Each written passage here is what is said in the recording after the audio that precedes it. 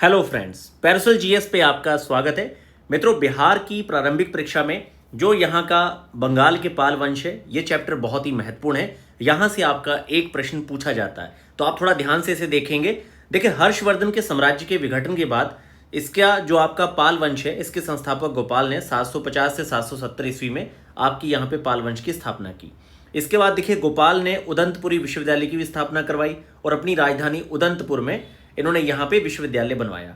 इसके बाद गोपाल के बाद उनका पुत्र धर्मपाल सिंहासन पर बैठता है।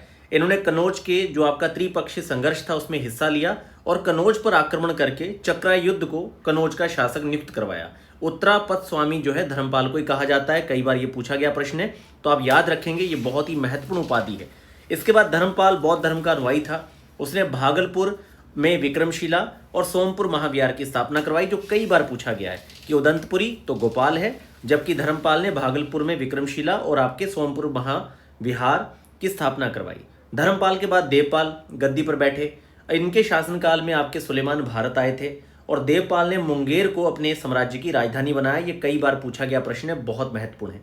जावा के शासक जो बालपुत्र देव के आग्रह पे देवपाल ने नालंदा में विहार हेतु 5 गांव अनुदान में दिए थे और देवपाल के पश्चात विग्रहपाल प्रथम, नारायणपाल, राज्यपाल गोपाल द्वितीय और विग्रहपाल द्वितीय पाल वंश के अन्य शासक थे। कई बार ये शासक उठा के अगर आपको क्रम लगाने के लिए दे दिया तो ये अब तक का पूछा गया सबसे कठिन प्रश्न होगा, तो आप इसे भी थोड़ा ध्यान से देख लेंगे। इसके कुछ और भी पॉइंट्स हैं जो मैं आपको अगले शॉर्ट्स में कवर करवाऊंगा।